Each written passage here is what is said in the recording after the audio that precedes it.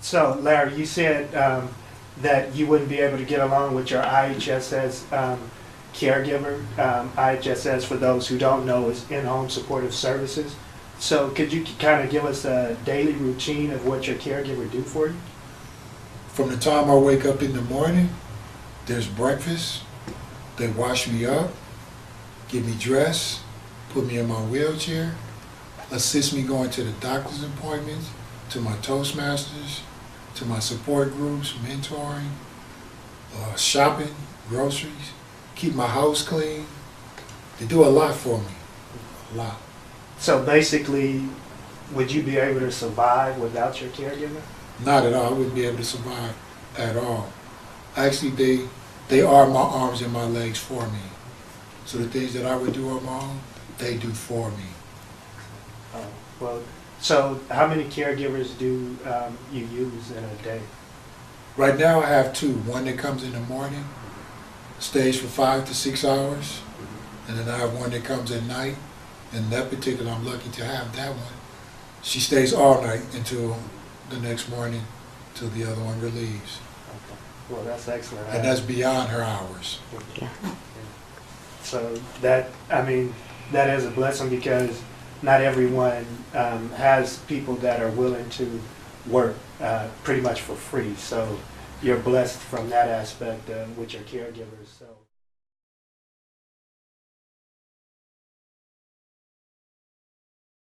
How about routines? I heard you say something about Toastmasters. Could you explain to us what Toastmasters is and what you do with Toastmasters? Toastmasters help you with public speaking,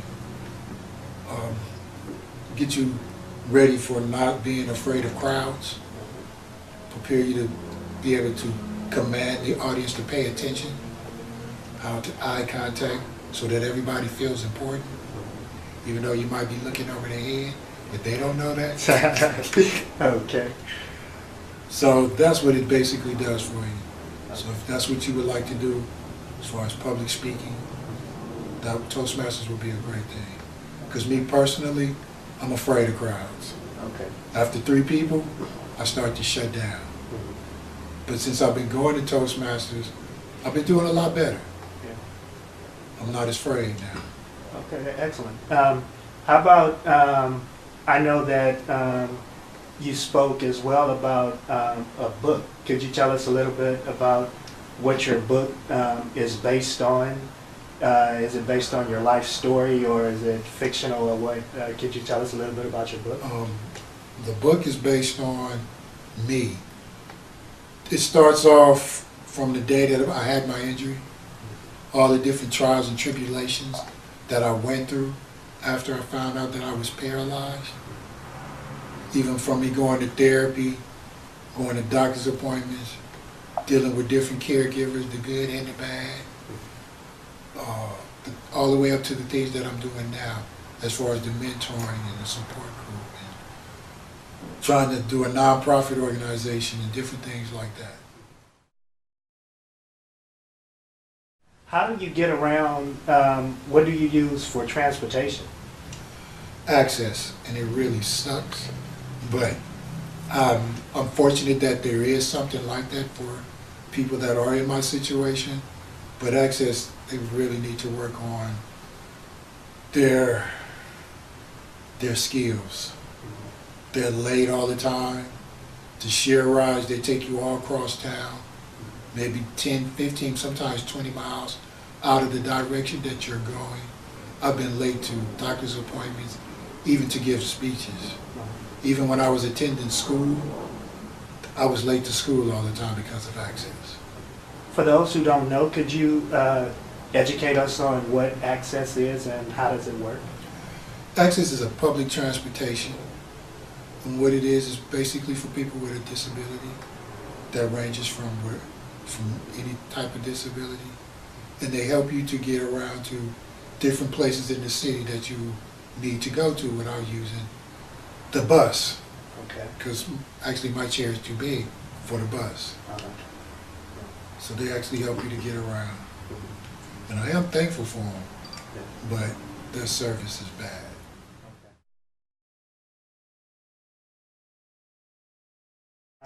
Could you tell us a little bit about your nonprofit that you're creating? Nonprofit, this is something new, something that I always wanted to do. I just didn't know how to go about doing it. And I came across a couple of people that was able to assist me along in starting a nonprofit. And they came about from IHSS, being late, sending a car to pick me up, which I still find that to be hilarious. So I had to figure out a way to get my own, and so that my own transportation, and also at the same time be able to give back and be able to help others that's in my situation with paralysis. Okay. So I hear you speak a lot about giving back and working with No Barriers and the Christopher and Dana Reeves Foundation as a mentor. Could you tell us a little bit about what it is that you do and what do you do in those different organizations? Well, for mentoring, just there to give support, try to answer any questions that are being given or that they ask. Just basically be there for them as whatever I can. You know, they might ask me about certain things, and if I don't know, I'll go find the answer. If I can't, I just come back and let them know that I can't find the answer. But I'm really going to try to help them as much as I can as far as that. So basically, as well as it, like telling them about the experiences that you've had throughout your life, from having paralysis to give them a better quality of life by your experiences so they don't have to go through the same try to give things. them the same little teachings of what I went through so that they won't have to go through what I went through. Okay. Excellent. Because to have someone there to talk to that's kind of in your situation kind of helps a lot than someone that's walking.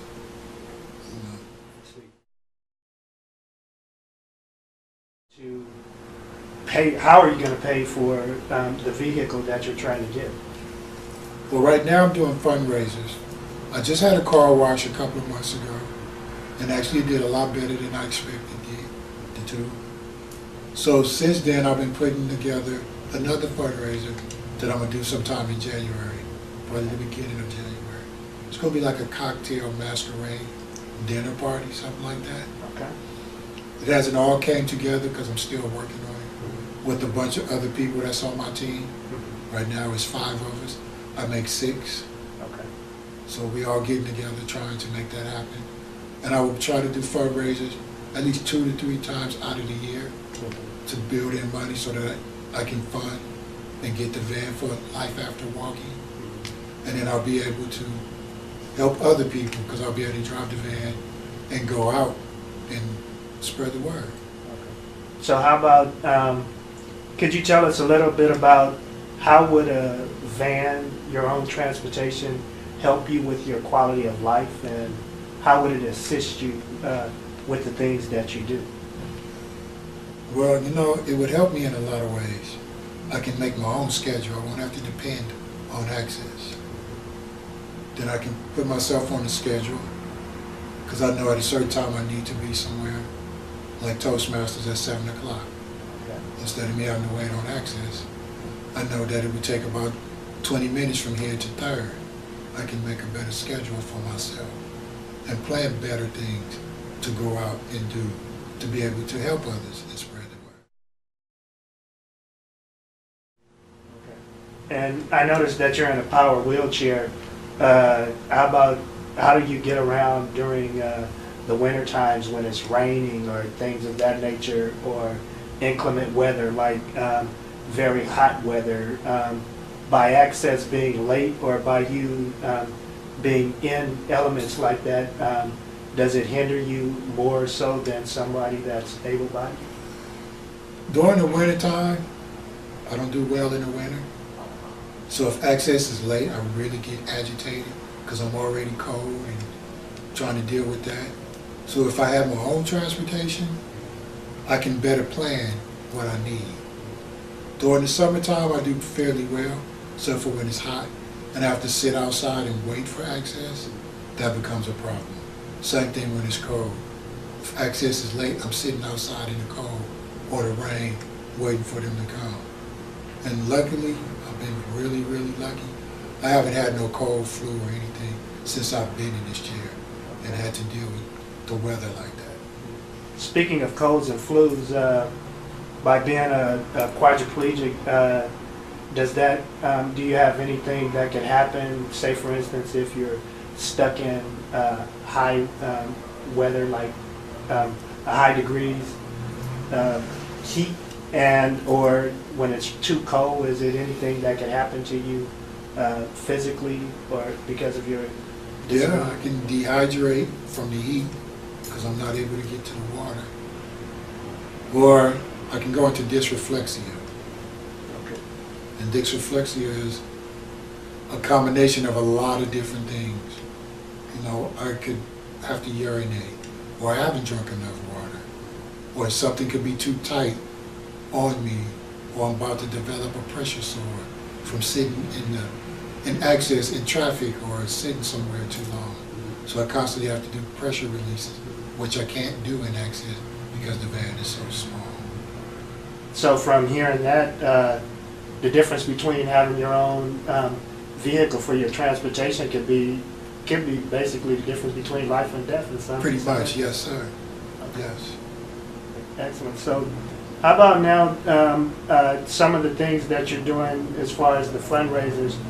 How could someone that's, just say for instance, someone that watched this, how could they assist you with your fundraiser endeavors if they so choose? As far as donations or anything like that, they could go to the website. I have a PayPal account. They can donate it through that way. Or they can email Life After Walking directly and ask any other questions that they would like to ask. And someone will get back to them to be able to assist them in whatever it is they would like to try to do for Life After Walking. For those who want to know how to get in touch with you and find out more information about you and your nonprofit organization, could you give us the information on that, please? Yes, it's www.lifeafterwalking.org. And that's a good way to get in contact with me. Okay. And for those of you who are viewing this, you could contact us at pascla.org. Once again, pascla.org.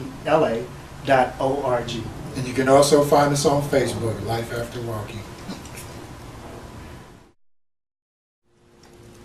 So another thing I would like to ask you, how is it that you, I see you said you go to Toastmasters, you go to Rancho Los Amigos for No Barriers, and you do work for the Christopher and Dana Reeves Foundation as a mentor.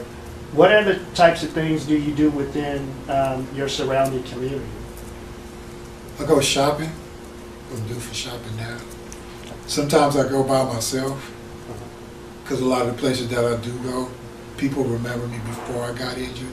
So it kind of helps, kind of trust factor, you know, saying, here, go in my pocket, get what they need to pay for my clothes or my food or whatever it is that I'm going to do.